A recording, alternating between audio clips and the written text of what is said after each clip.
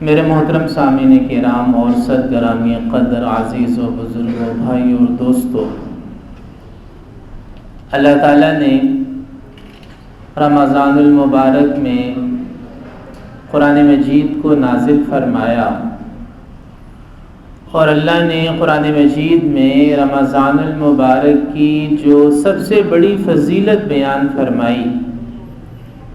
قرآن مجید میں رمضان کی جو سب سے بڑی فضیلت نازل فرمائی وہ یہ فرمائی کہ شہر رمضان الذی انزل فیہ القرآن، کہ رمضان کا مہینہ تو وہ مہینہ ہے جس میں قرآن نازل کیا گیا۔ رمضان کے بہت سے فضائل ہیں، آپ حضرات جانتے ہیں۔ احادیث میں رسول پاک صلی اللہ علیہ وسلم نے اس ماہ مبارک ماہ رمضان کے بہت سے فضائل بیان فرمائے ہیں، لیکن رمضان کی جو سب سے بڑی فضیلت ہے، سب سے مستند فضیلت ہے، وہ یہ ہے کہ شہر رمضان الذی انزل فیہ القرآن، رمضان کا مہینہ وہ مہینہ ہے جس میں قرآن نازل کیا گیا۔ رمضان المبارک میں قرآن مجید کی تلاوت کا ذوق شوق بڑھ جاتا ہے، قرآن مجید کے ساتھ ایک تعلق میں اضافہ ہو جاتا ہے۔ تراویح کے اندر تو قرآن مجید کی گویا ایک بہار ہی آ جاتی ہے۔ جس مسجد کے قریب سے آپ گزریں تراویح کے وقت میں تو آپ کو قرآن مجید کی تلاوت کی صدائیں سنائی دیتی ہیں، اور یہ منظر بڑا ہی ایمان افروز منظر ہے کہ لاکھوں حفاظ کرام پوری دنیا کے اندر شروع سے لے کر والناس تک قرآن مجید کی تلاوت کرتے ہیں، اور پورا سال اس تلاوت کی تیاری بھی کرتے ہیں۔ تو رمضان میں تو قرآن کی ایک بہار آ جاتی ہے۔ میرے محترم بھائی اور دوستو، آج کی اس نشست میں آپ حضرات کی توجہ قرآن مجید کے حوالے سے ایک خاص مضمون کی طرف، ایک خاص موضوع کی طرف مبذول کروانا چاہتا ہوں کہ ہمارا جو قرآن مجید سے تعلق ہے، ہم اس کو ایک خاص جہت دیں، ایک نئی جہت دیں۔ اس مضمون کو بیان کرنے سے پہلے مختصر الفاظ میں یہ سمجھنا چاہیے کہ ایک مسلمان پر قرآن مجید کے کون کون سے حق ہیں۔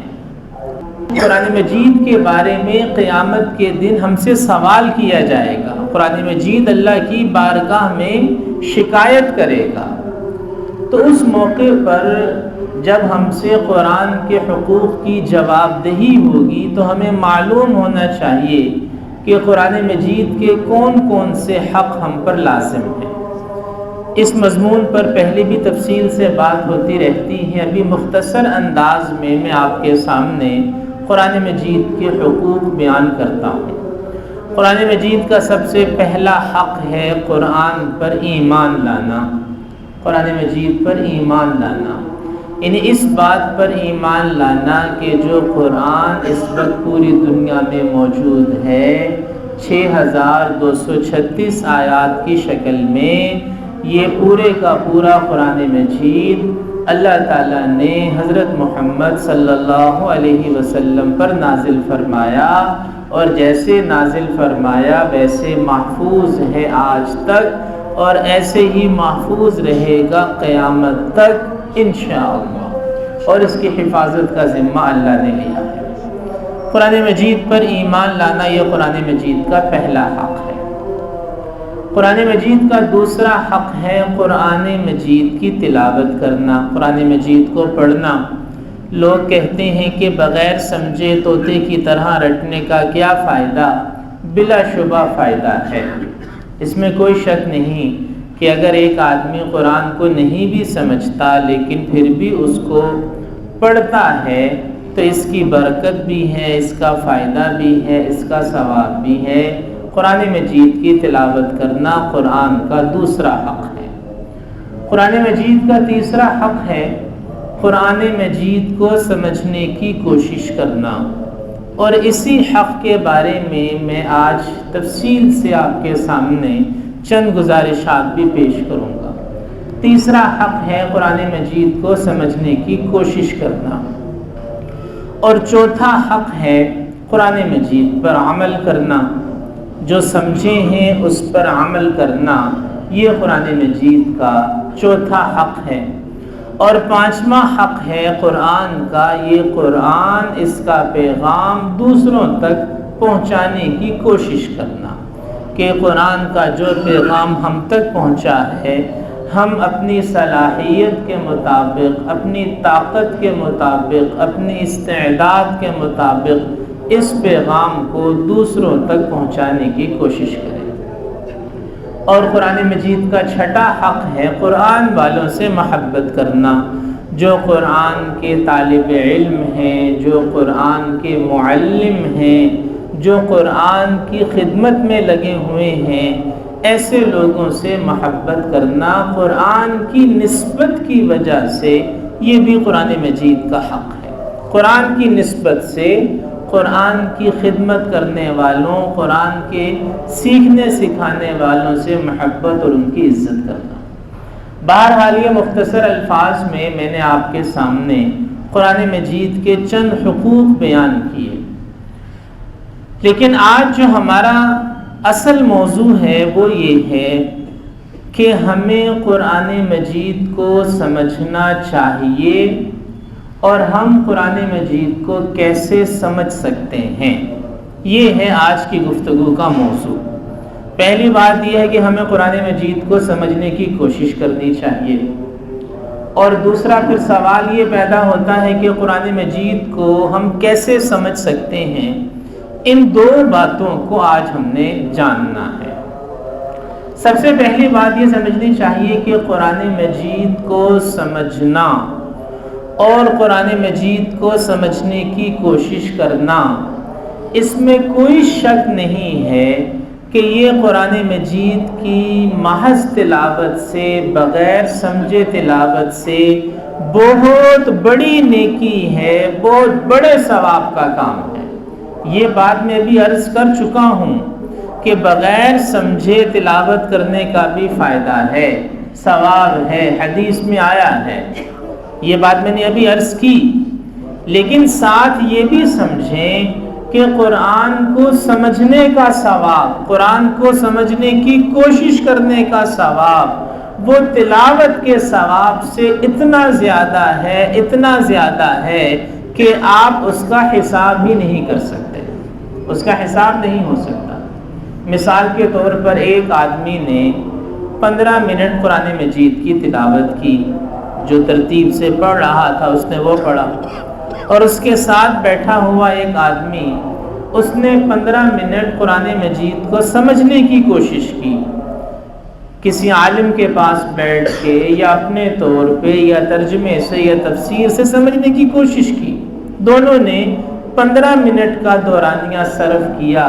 یاد رکھیں کہ یہ جو سمجھنے کی کوشش کرنے والا تھا، یہ اس تلاوت کرنے والے سے بہت آگے چلا گیا، بہت آگے۔ رسول پاک صلی اللہ علیہ وسلم نے فرمایا، خیرکم من تعلم القرآن وعلمہ، تم میں سے بہترین وہ ہے جو قرآن سیکھے اور دوسروں کو سکھائے، وہ تم میں سے بہترین ہے۔ آج کل ہمارے ہاں اس حوالے سے شعور کا یہ حال ہے، بڑی حیرت کی بات ہے کہ درس قرآن ہو رہا ہوتا ہے اور لوگ ساتھ بیٹھ کے قرآن مجید کی تلاوت شروع کر دیتے ہیں۔ یعنی یہ ہمارا شعور ہے قرآن مجید کے حوالے سے کہ یہاں جو کام ہو رہا ہے درس قرآن کا، وہ تلاوت کا بھی اجر و ثواب ہے، لیکن تعلیم قرآن، قرآن کو سیکھنا اور سمجھنا، یہ تلاوت کرنے سے اتنا زیادہ اجر والا عمل ہے کہ آپ دونوں کا آپس میں مقابلہ ہی نہیں کر سکتے، کوئی تقابل نہیں ہو سکتا۔ وہ بھی نیکی ہے، یہ بھی نیکی ہے، لیکن یہ نیکی اس نیکی کے مقابلے میں اتنی بڑی نیکی ہے کہ ان دونوں نیکیوں کا آپس میں کوئی مقابلہ نہیں ہے۔ قرآن مجید کی تلاوت اور قرآن مجید کو سیکھنے کی کوشش، ان دونوں نیکیوں کا اجر و ثواب کے اعتبار سے آپس میں کوئی مقابلہ ہی نہیں ہے۔ رسول پاک صلی اللہ علیہ وسلم کی ایک حدیث ہمیں ملتی ہے جس کا مفہوم یہ ہے کہ جس نے قرآن مجید کی ایک آیت سیکھی، اللہ اسے 100 رکعات نماز پڑھنے کا ثواب عطا فرماتا ہے، ایک آیت سیکھنے پر۔ اب آپ خود دیکھیے کہ چند منٹ میں اگر ایک آیت کا ترجمہ سیکھ لیا، مفہوم سیکھ لیا، معنی سیکھ لیا، تو 100 رکعات نوافل سے بھی زیادہ اللہ اجر و ثواب عطا فرماتا ہے۔ اس لیے میں نے عرض کیا کہ نیکیاں یہ دونوں ہیں، لیکن ہم سمجھیں اب یہ کیا بات ہوئی کہ یہاں درس قرآن ہو رہا ہے اور یہ مسجد کی نکر میں بیٹھ کے قرآن مجید کی تلاوت کر رہا ہے، یعنی یہاں جو کام ہو رہا تھا اس کام کا اجر و ثواب اس کام سے بہت زیادہ تھا۔ ایک تو یہ بات یاد رکھنے کی ہے کہ اگر اجر و ثواب ہی لینا ہے تو بھائی اس کام کو کریں جس کا اجر و ثواب بہت زیادہ ہے۔ حالانکہ قرآن کو سمجھنے کی جو کوشش ہے، آپ اس کو صرف اجر و ثواب کے پیمانے پر نہ تولیں، یہ تو مقصد زندگی ہے۔ یعنی بعض چیزیں اجر و ثواب کے پیمانوں سے اوپر ہوتی ہیں، مقصد زندگی ہوتی ہیں۔ قرآن کا سیکھنا، قرآن کا سمجھنا، یہ تو مقصد زندگی ہے۔ قرآن میں یہ اشارہ ملتا ہے کہ جس نے قرآن نہیں سیکھا گویا کہ وہ پیدا ہی نہیں ہوا۔ سورۃ الرحمن، الرحمن علم القرآن خلق الانسان، کہ رحمان وہ ہے جس نے قرآن سکھایا، قرآن کی تعلیم دی، انسان کو پیدا کیا۔ اللہ نے تعلیم قرآن کو پہلے ذکر فرمایا اور تخلیق انسان کو بعد میں ذکر فرمایا۔ گویا قرآن اگر نہیں سیکھا تو گویا پیدا ہی نہیں ہوا۔ تو یہ باتیں اجر و ثواب کے جو پیمانے ہیں یہ ان سے اوپر کی باتیں ہیں، یہ مقصد زندگی ہے، اس کے بغیر کچھ نہیں پایا۔ ایک تو یہ سمجھنا چاہیے، اور دوسری گزارش یہ ہے کہ شیطان نے قرآن مجید کی فہم کے حوالے سے معاشرے میں 2 وسوسے ڈالے۔ یہ بڑا قابل غور نکتہ ہے، اس کو سمجھنا چاہیے۔ ہمارے معاشرے میں قرآن کی فہم کے حوالے سے 2 وسوسے ڈالے۔ ایک وسوسہ شیطان نے ڈالا عوام الناس کے ذہنوں میں، ایک وسوسہ شیطان نے ڈالا علماء، حفاظ اور قراء کے ذہنوں میں۔ جو مساجد کے ائمہ ہیں، حفاظ ہیں، قراء ہیں، علماء ہیں، اس وقت یہاں موجود ہیں، اس لیے یہ بات عرض کر رہا ہوں۔ شیطان نے عوام الناس کے ذہنوں میں یہ وسوسہ ڈالا کہ جی ہم تو قرآن مجید سیکھ ہی نہیں سکتے، عربی میں ہے، مشکل ہے، ہم تو اپنی نماز روزہ کر لیں بڑی بات ہے، یہ قرآن ہمارے بس کی بات نہیں ہے۔ شیطان نے عوام کے ذہنوں میں یہ وسوسہ ڈالا کہ یہ ہمارے بس سے اوپر کی چیزیں ہیں، اور شیطان نے علماء یا ہمارے حفاظ اور ہمارے قراء کے ذہنوں میں کیا وسوسہ ڈالا کہ جی ہمیں تو سارا آتا ہے۔ یہ ان کے ذہنوں میں یہ وسوسہ ڈالا کہ ہمیں سارا آتا ہے۔ یہ دونوں باتیں غلط ہیں۔ جو وسوسہ عوام کے ذہن میں شیطان نے ڈالا وہ بھی غلط ہے کہ جی ہم تو سیکھ ہی نہیں سکتے، اور جو وسوسہ علماء، قراء اور حفاظ کے ذہنوں میں ہے کہ جی ہمیں سارا آتا ہے، یہ بھی بات بالکل غلط ہے، بالکل غلط ہے۔ ہمارے حفاظ کو، علماء کو، قراء کو سچ یہ ہے کہ قرآن مجید کی فہم کے حوالے سے، قرآن مجید کی تعلیم کے حوالے سے ابھی بہت محنت کرنے کی ضرورت ہے۔ اور جہاں تک عوام کی بات ہے، وہ عوام جو یہ سمجھے بیٹھی ہے کہ ہم تو قرآن کو سمجھ ہی نہیں سکتے، تو قرآن مجید میں اللہ تعالیٰ کا ارشاد ہے وَلَقَدْ يَسَّرْنَا الْقُرْآنَ لِلذِّكْرِ فَهَلْ مِن مُدَّكِرٍ، ہم نے قرآن کو نصیحت کے لیے، ہم نے قرآن کو سمجھنے کے لیے آسان کر دیا، فہل من مدکر، کیا کوئی ہے سمجھنے والا، کیا کوئی ہے نصیحت حاصل کرنے والا۔ اب اللہ نے قرآن میں یہ فرمایا کہ وَلَقَدْ يَسَّرْنَا الْقُرْآنَ لِلذِّكْرِ، کہ ہم نے قرآن کو نصیحت کے لیے آسان کر دیا۔ اب اگر آپ سے کوئی یہ کہے کہ قرآن مشکل ہے تو کیا قرآن کی اس آیت کے خلاف اس نے بات نہیں کی؟ یقیناً کی۔ اور اگر آپ کا یہ عقیدہ ہو کہ قرآن مشکل ہے، کیا یہ عقیدہ قرآن کی اس آیت کے خلاف نہیں ہے؟ یقیناً ہے۔ اور یہ آیت قرآن میں ایک مرتبہ نہیں آئی، ایک ہی صورت میں یہ آیت کئی مرتبہ آئی ہے۔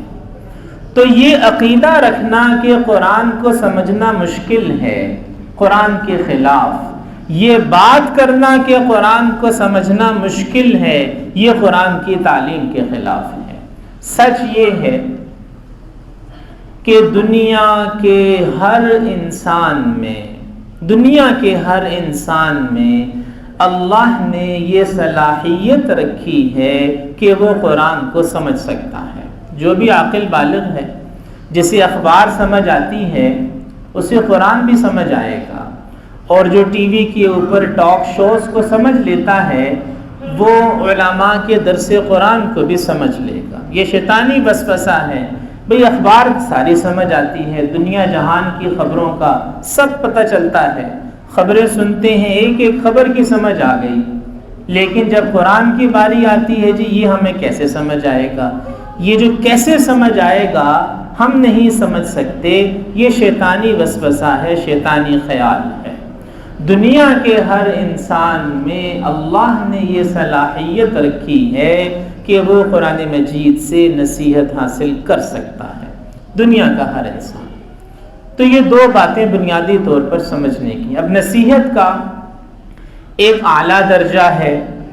اعلیٰ درجہ تو یہ ہے کہ انسان کو عربی زبان اچھی آتی ہو، اعلیٰ درجہ، اعلیٰ ترین درجہ، عربی زبان اچھی آتی ہو، خوب تفسیریں پڑھی ہوں، خوب کتابیں قرآن مجید سے متعلق پڑھی ہوں، قرآن مجید میں ساری زندگی غور و فکر کرے، تو یہ ایک اعلیٰ درجہ ہے، لیکن یہ بھی کوئی انتہائی درجہ نہیں ہے۔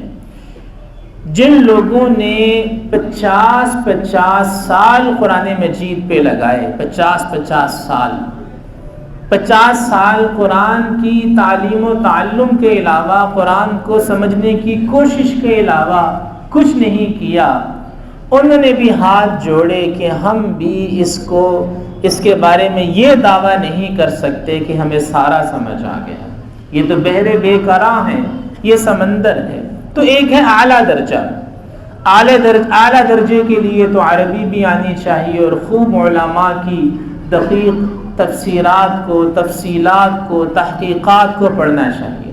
لیکن ایک ہے نصیحت حاصل کرنا۔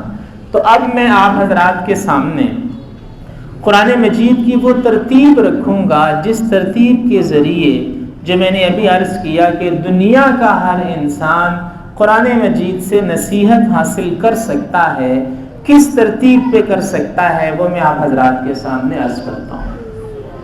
دیکھیں، دنیا کی ہر زبان میں قرآن مجید کا ترجمہ موجود ہے اور کئی تراجم موجود ہیں۔ اردو زبان میں قرآن مجید کے کئی ترجمے ہوئے، 20 ترجمے ہوئے ہیں، آج بھی ہو رہے ہیں، آج سے 10 سال پہلے بھی ہوئے، 40 سال پہلے بھی ہوئے، 100 سال پہلے بھی ہوئے۔ ہر زمانے میں علماء نے اس زمانے کے مزاج اور اس زمانے کی صلاحیت کو سامنے رکھتے ہوئے قرآن مجید کے ترجمے کیے۔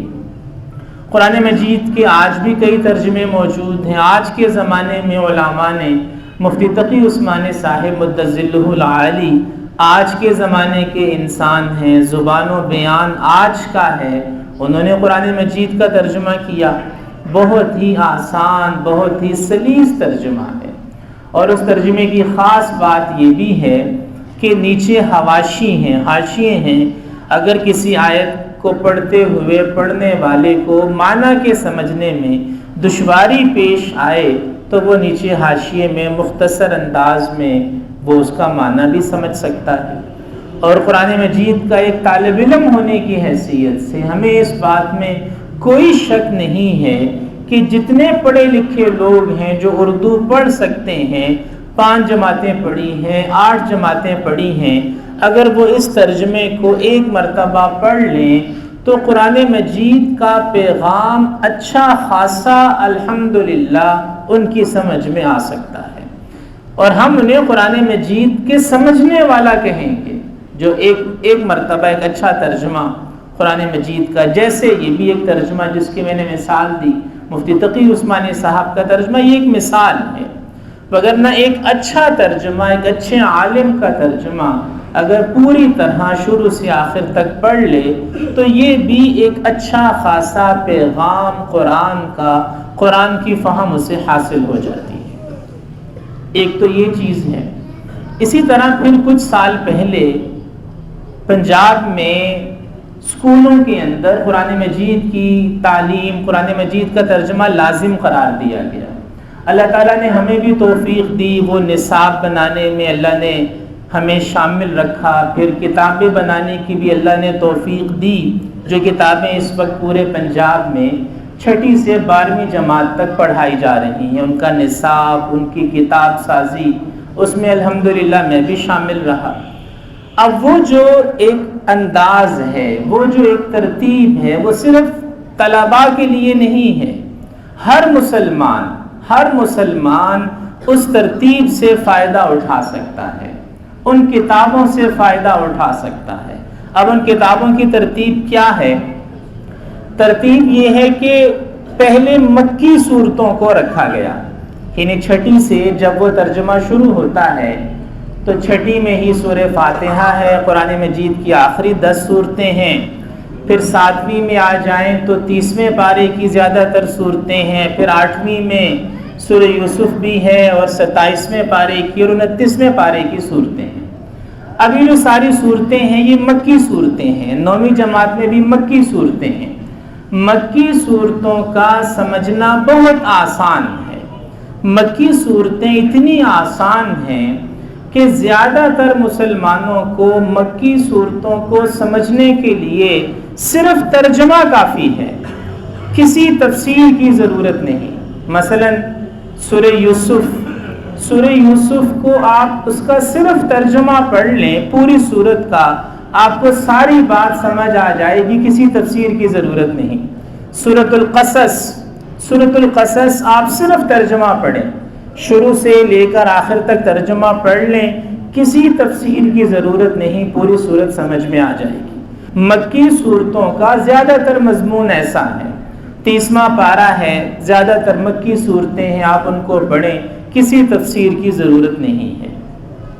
تو جب ہم قرآن مجید کو سمجھنا چاہیں، قرآن مجید کے ترجمے کے ساتھ ایک عام مسلمان سمجھنا چاہے، تو ایک ترتیب تو یہ ہے جو میں نے عرض کیا کہ 6 سے لے کے 12ویں تک کی جو کتابیں ہیں وہ ہر بک سٹال سے مل جاتی ہیں۔ حکومت پنجاب کی جو شائع کردہ کتابیں ہیں وہ کتابیں لے، 6 سے شروع کرے، 12ویں جماعت تک پڑھتا چلا جائے اور پورے کے پورے قرآن مجید کا ترجمہ، صورتوں کا تعارف اسے حاصل ہو جائے گا۔